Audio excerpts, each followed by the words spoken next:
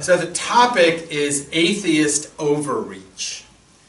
And what the title comes from this new book called Atheist Overreach. And I don't do book reports. This is not a book report. I've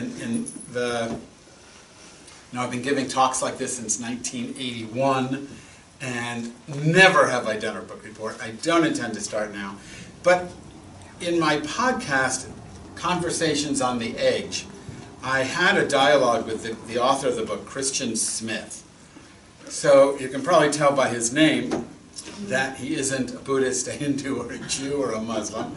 He is a Christian, but he's a sociologist, and he wrote this very thin book called Atheist Overreach to challenge the notion that you can be really good without God. So that's what we're going to explore, but not in a simplistic way. I mean, even he starts out saying, can atheists be good? And the answer, of course, is yes. But can they be really good? That's his question. And he wants to say no. And by really good, he means, can atheists, or do atheists have a philosophical stance that demands concern for all of humanity, and maybe all of nature, but we can just stick with humanity. Now, I'm not saying all of you are atheists. I am I guess you'd say, a functional, I'm a situational atheist, meaning that if you believe in Krishna, and you ask me, do I believe in Krishna, I would say no, so I'm an atheist, if Krishna is the theist, is the theos we're talking about. If Krishna is the God we're talking about, I don't believe in that God. If you ask me if Jesus, or the Trinity, if you believe that Jesus is the second person of the Holy Trinity, and the Holy Trinity is how God is in the world, and you say, well, do you believe in God? I would say no, because I'm not a Trinitarian, and I don't believe that Jesus is God in any way other than you and I and the bowl are God. So if you give me any specific God and say, do you believe in this God? My answer is always no, including the Jewish God. I don't believe in any supernatural being. I don't believe that there's an invisible, and it's almost always a man, but hasn't always been that way, but an invisible being in the sky who commands what tells me what I should do and judges me based on my doing it or not. And as George Carlin always says, this invisible being in the sky tells you what to do, judges you on whether or not you do it, and needs money.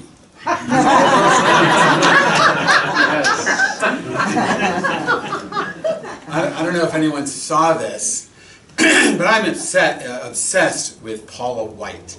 Paula White was a televangelist, and she was an ex-con, or got in trouble with her televangelism and financial fraud. Now, because being involved, being caught up in fraudulent financial behavior does in no way preclude her new job, which is President Trump's spiritual advisor. So she's his Billy Graham, basically. And she just came on television recently in support of Jim Bakker's claim that God wants him to build a new television studio, based on expanding his network. And she says God wants him to do this, and of course God could, because God is all-powerful, God could simply drop $1 billion in Jim Bakker's bank account. God works in strange ways, meaning God needs you to send Jim Bakker money so that he can build his new studio. I don't believe in that God. I've never sent Jim Bakker money. I've never sent Paula White money. I've never sent Donald Trump any money, though I suspect he's just using the money that the government takes from me. Anyway, but I don't believe in that kind of God. Can I be absolutely good, globally good, very good without that, and Christian Smith says no. And we're going to explore why he says no, and we're going to do it as a question, not simply to knock him down, because I think it was too easy. I think I demolished him on the radio, but I don't know, maybe not, because I'm so polite on my show. But I don't think he has a leg to stand on. But if we just go at it from that perspective, it's too easy. Then there's really nothing to talk about, and then there's nothing to challenge us. And the whole point of these conversations that we have is to be challenged by the ideas that I'm sharing with you. So let's start with the first principle of the Unitarian Universalists. I don't know, is it the church? Is that what it's officially called? Or Association. Association. So what's the first principle? Inherent worth, yeah. So we've got two people who've read it, and the rest, I mean, in some places I go, Unitarians, we read it every week. Yeah. Clearly you might need a refresher course, but it's the inherent worth of every person, right? The inherent worth and dignity of every human being. Based on what? You know, if we just got a committee together, based on nothing. Yeah, so that's, from Christian Smith's point of view, that's scary. If the committee got together and they said, okay, so what do we stand for? And they knocked around, because I've never been to, you know, one of these inner circle meetings of the Unitarians, but I've been to enough Unitarian gatherings to know that you don't agree on anything. You might as well all be Jews, because that's the hallmark of Jews. We don't agree, you know, 2 Jews, 3 opinions. So Unitarians love to argue, love to discuss. So I imagine this group of Unitarians, however you get to be in that committee, sitting around saying, okay, so what do we stand for? And eventually, after 1 million people said, no, I don't think we stand for the inherent dignity and worth of every human being, someone said, oh, we ought to, and then everyone voted, and that's how you get it to be the first principle. But in 20 years from now, another generation of Unitarians theoretically could get together and say, we affirm the inherent dignity and worth of every human being, except those who. If it's not based on anything other than what the committee says, then that's a possibility. If the principles are of human origin only, then people could change them. And that's true with anything that human beings create. I mean, nothing is static, everything is fluid. And even if you don't change the actual wording, you change the interpretation. And you see that in politics all the time. You see that in the way the Supreme Court in the United States deals with issues. They change their mind. Even if there's precedent, they say, well, that was true back in the 18-somethings, but now it's very different. So it's not fixed. If it's not fixed, it's open to interpretation, it's open to change, which in some cases you might say, oh, that's good. But in something like the inherent dignity and worth of every human being, you really would like that to be locked into something bigger. So my suggestion is that it is. When you look at, and I have it here so you don't have to, but if you can look at the Hindle, the living tradition we share draws from many sources.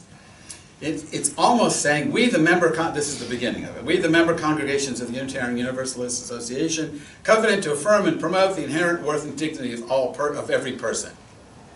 To make sure that we don't change our minds, we share, the traditions we share draw from many sources that are not under the committee's control. And the first one is the direct experience of that transcending mystery and wonder, affirmed in all cultures, which moves us to renewal of the spirit and an openness to the forces that create and uphold life. Now, that first affirmation is also built on nothing. It's like every other revelation or claim to revelation that humans have ever had. It just says a direct experience of that transcending mystery.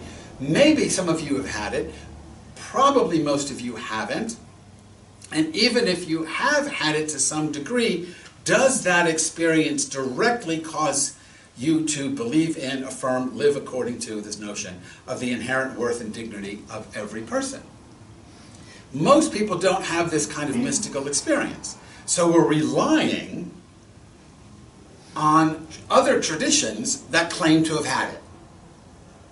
The question that we're asking is, could you come up with principles without the living traditions upon which they seem to rest? And it goes on. It's not just the experience, because not everyone has that. The words and deeds of prophetic women and men, wisdom from the world's religions, Jewish and Christian teachings, which call us to respond to God's love by loving our neighbors and ourselves. I mean, we immediately go back to religious teaching. And the question is why, but maybe the answer to the question why is because somewhere we realize that if it's just something the committee made up, it has no, we can't be secure about its future.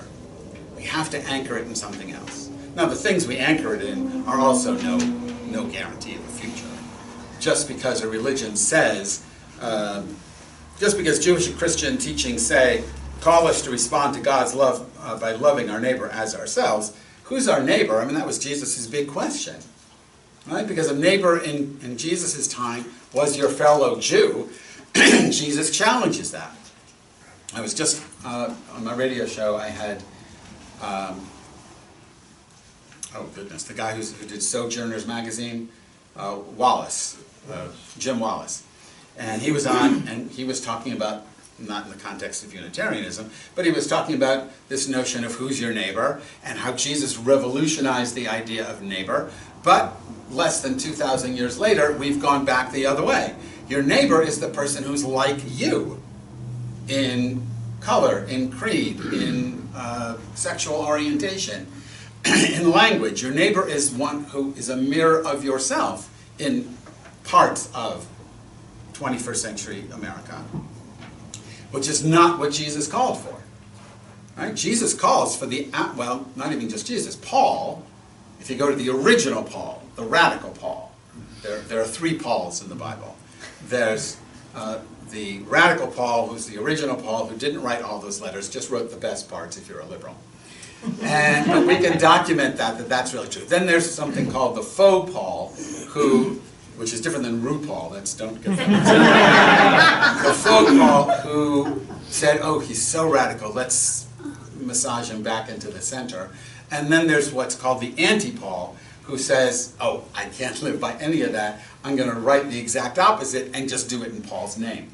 And because all of those letters are in the New Testament, we have stuff that is Paul and stuff that's appalling. I know, thank you for running. I don't have notes, it just came to me. I thought, let's see how bad it is. And it was worse than I thought. So, the idea is that all these ideas are fluid, even if you claim that they come from God, because it's always filtered through the human interpretation, and our interpretation is usually on the more conservative side than the radical side. So, the claim that Christian Smith makes is that we need something that always draws us back to the universal. And that you and I, as individuals, cannot come up with that ourselves, as human beings. We cannot come up with that ourselves. We need something bigger. Now, my own position is whatever we call bigger is also something that we created. But let's just put that aside for a second. His argument is that without a meta-narrative, without some global story or belief system, in the inherent goodness, worth and dignity of every human being, that's not determined by a committee, but is determined by some absolute power outside of us. Without that, we are always capable of violating that principle. And so he argues that while atheists can be good, you can be very, if you're an atheist, you can be kind to people, you can be compassionate, you can care for a number of people, but you cannot care for humanity because, he argues, it's too big. That atheists, but you would also say anyone who lacks a globalist story, are incapable of taking on anything beyond what in the book he calls enlightened self-interest. So I can be kind to Debbie because there's some payoff to me, right? I can be kind to all of you. I can be compassionate with all of you because there's a payoff. We're part of this group. I want to come back, I have to be nice. You want me back, you have to pay me, right? I mean, there's a mutual exchange. And if we don't have something larger than that, that's all we have. And that can only spread so far. Now, there's some anthropologists who say 50 people is the max. That there can be a real human connection that leads to true compassion in a group, but only a group the size of 50. Once you get more than 50, it's too many. So if you have a group of 50 and someone else joins, that person is in trouble. Because either we don't care about that person, or that person's going to come in and someone else gets or we're ignoring that person because we only have a capacity to care about 50. Now, I wouldn't take it so literally, I'm just kidding. But the idea is small tribal units is the best way to do this, because that's all we can handle if we don't have some mega story that insists, demands, commands that we care about the dignity and worth of all human beings. And we can't come up with that on our own. That's the basic argument of the book. So I want to suggest, and then, second hour we're going to have to explore this. I want to suggest that he's right, except he's wrong. He's right that we need a bigger story. He's wrong that we can't rationally find one. He argues that reason, science leads you to small group self-interest, and that's the best it can do. Only religion takes you beyond it. So let's unpack that really quickly. The fact that the idea that religion cares about all humanity is absurd on the face of it, right? So religion cares about the people religion cares about. You can go to any country that is, or any part of a country that is dominated by a religious group, and you don't see universal love and compassion. You see tribalist care and concern for whatever group mirrors the individual that who's talking about it. So you go to Israel, you don't see, even though the Hebrew Bible is replete with love the stranger over and over and over again, you don't see a love of the stranger. Israel is very concerned about its own self-identity as being Jewish, whatever that means, and they're not interested in taking in refugees from Syria or Africa or anywhere else unless they happen to be Jewish already. When Russian refugees came in, like 1 million of them, when people were escaping from the Soviet Union, Jews were escaping from the Soviet Union, Israel took them in because they claimed to be Jews, and then the rabbinate, which in Israel, Judaism is a state religion, so the official rabbinate then said, well, you have to be converted into our understanding of Judaism. You have to go through our rituals, and because you carry a passport in Israel that says you're an Israeli, but not necessarily a Jew, and to get your full enfranchisement of your rights in Israel, you really need to be an Israeli Jew. So they forced people, if you wanted it, it wasn't forced, but if you wanted that full enfranchisement, you had to go through the rituals of the Orthodox that are recognized by the state of Israel. If you go to India, I mean, read anything about what's going on in Prime Minister Modi's India, and it's all about ethno-nationalism, and the Muslims are in trouble there. And of course, lots of Hindus think, finally, because the Muslims came in and conquered India, so now we're going to get back at them. But here's a religion, Hinduism, that's built on the notion of ahimsa, non-violence, doing all kinds of violence toward Muslims because they want to, and because they simply manipulate their narrative to allow them to. You get the same thing in any religion, and you get it in any state-sponsored religion anywhere on the planet. When religion and nationalism mix, you end up not with the inherent dignity and worth of every human being, but you end up with whatever racist, anti-Muslim, anti-Semitic, anti-whatever issue you want to maintain that helps you maintain the cohesiveness of your core group, which you now identify as God's preferred group. Does that make sense? You follow what I'm saying? So having a story is no guarantee either, because people made up the story and then they can reinterpret it any way they want. But can you have that globalist outlook if you don't have some kind of globalist story? So Smith says you can't, and he identifies the story with religion. I say you can't, but I don't identify the story with religion. If you go back to the living tradition, the very first thing, direct experience of that transcending mystery and wonder, affirmed in all cultures, which moves us to a renewal of the spirit and openness to the forces that create and uphold life. I think that that direct experience is absolutely necessary in order to make this globalist story work. I realize that most people haven't had it. I realize that most people won't have it, and that's why you end up making a secondary story around the experience, or you build a story around the experience so that you don't have to have the experience. You simply trust those who created the story about someone who had that experience.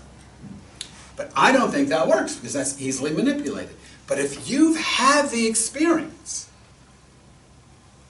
then the inherent dignity and worth of every human being, worth and dignity of every person, is axiomatic, and not just people. If you've had that experience, then animals have an inherent dignity and worth, as well as people. Then inanimate, if there is such a thing as inanimate, but the things that we speak of as if they were inanimate, also have inherent dignity and worth. But without that experience, it's just talk. And talk is easily manipulated. So if that's true, and of course you can accept it or not accept it. You're wrong if you don't accept it, but that's okay. If that's true, then the question becomes, how do we get that experience? So we're going to come to that in a second. Let's just look at one other example of how absurd the idea is that religion is the answer. That the story you need is one of the classic stories, especially Western, Jewish, Christian, Muslim, if you're really on the liberal end of the Jewish-Christian spectrum. But mostly people who talk this way are Christians mostly, but Judeo-Christians, Christians who stopped killing Jews and now look to kill Muslims or something like that. But, yes, I'm jaded. So, there's a guy named Dennis Prager. I don't know how many of you are familiar with Dennis Prager. So, clearly at least one of you has an experience with Dennis that was less than positive. So, Dennis Prager started something called Prager University, which has the same status as Trump University did. Though I don't think you pay for Prager University, I'm not sure. But you can go on, and Dennis gives these little lectures about things that he thinks are important. So I watched one, because I read about it somewhere and said, oh, I have to see what this is. And it was, the title was something like, Why God is a Man. So he starts out by saying God in and of God's own self has no gender. But it's really important that when we talk about God as if God were a man. So, I mean, that on the face of it just seems horrendous to me, right? But I thought, okay, let me watch this. It was only 5 minutes. I could handle it for 5 minutes. And here's his argument. The most dangerous animal on the planet is the human male between the ages of 18 and 25. This is the most dangerous animal on the planet. This is the most violent subset of species on the planet. Which is why in many cultures you put those people in military. Right? So if these people are scary, we're going to give them guns. But we're going to make sure that they only aim their guns at the people we don't like, as opposed to just give them guns and let them do what they want, which is what sort of the general culture is leading toward. But in any case, he says that these scary humans, men between 18 and 25, need a role model that will help them become compassionate and kind. And the only role model that is big enough for them is the Western imagined male God. Only God as a he can impress these violent 18 to 25-year-old boys and impress them enough to get them not to do what their natural inclination is, which is to be violent and cruel and all these other things. Now, I've read that before, right? Not in the context of religion, just in the context of role models, and that men are violent, at least in our culture, in this age range, and they need role models. They need someone to help massage them in the right, help them grow in the right direction. So Prager says the only role model that's big enough, it's not their dad, it's God. Because their dad may or may not be a nice guy, but God is a nice guy. Now, Prager has just come out with his own commentary on the Bible. I don't think he read the Bible to learn the commentary, because I don't see how you can read the Bible and come to the conclusion that the God of the Bible is a nice guy. Yes, he's a guy, and yes, he can be nice, but also he can be really cruel. Not just misogynist and xenophobic, but genocidal. Right? You can go through portions of the Bible where it just says, they just list crimes that lead to the death penalty, one after the other, and they're not major crimes. If your son insults you, you can kill him. Not a bad idea if you have a teenage kid, but still you should try to control yourself. So the God he's imagining isn't really the God of the Bible. It isn't the God of the Holy Quran. It isn't the God of the New Testament, because Jesus always seems like a nice guy, mostly. Jesus has a thing about pigs when he takes all those evil spirits and puts them in pigs and makes the pigs jump off a cliff. He's Jewish. He doesn't eat them. He doesn't see any value in them. So he gets rid of the pigs. But if you're not a pig, you think Jesus is a nice guy. Unless you read the book of Revelation, when Jesus comes back, and the Jesus who was all about, he says, those who live by the sword die by the sword. He comes back, and his tongue is a sword, and he's slaughtering hundreds and thousands and millions of innocent people, primarily. So, even Jesus can be imagined as this horrific, male role model if you want him to be that. So there is no male God that you can really rely on. Now, I'm not saying you should rely on feminine gods either, because there's Kali. Kali, wears skulls. She's not exactly Miss Marple, right? She's also very violent. In the Hindu tradition, they say it's metaphoric, which is fine. That's the way you get rid of violent gods or goddesses. You simply say they're myths, they're metaphors. And that may work in some parts of Hindu India, but clearly not in all parts. And you could say that all the violence in the Hebrew Bible and in the New Testament and in the Quran, they're all metaphoric. They're talking about struggles against your own evil inclination as opposed to struggles against other people. You could say that, and that's the way you salvage your God and your text, simply by making it say something it doesn't clearly say.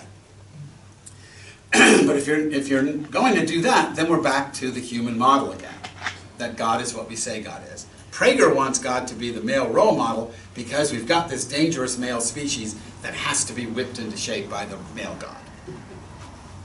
I don't see how that helps, because the male God is simply violent, and just like in the military, simply aims the violent 18 to 25-year-old male at the people we don't like. And so our God does the same thing, because our God is a figment of our imagination. It's just a projection of our own madness. So religion is out. If anyone was clinging to it now, religion is out.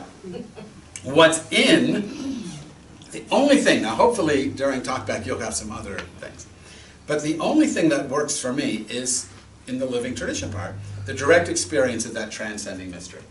First of all, do I know there's a transcending mystery in the abstract without that direct experience? No, I don't know. People can talk about it, but I need evidence. I need to experience it. So I like that it says direct experience.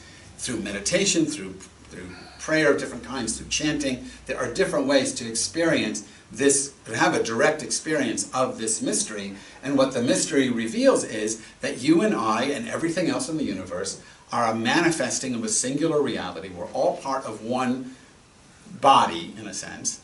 And that, because that's true, I would innately, inherently, do no harm to the other, parentheses, there is no other if we're all part of one body, but I would no more harm the other than I would, unless I'm mentally incapacitated and have some literal brain damage, I would no more harm the other than I'd pick up a knife in my right hand and cut off my left. I mean, there is something called phantom limb syndrome, where you're brain damaged and you think this arm, a leg or an arm or whatever, isn't part of you and it's taking over control, and people do try to cut it off.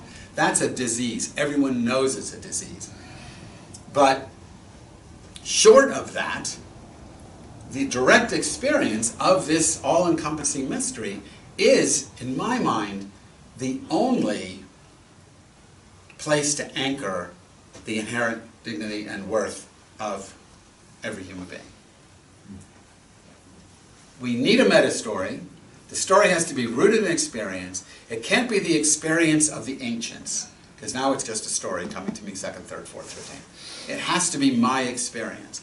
So that church, synagogue, mosque, temple should be oriented around helping us have that experience and allowing the morality that naturally arises from that experience to function in our communities.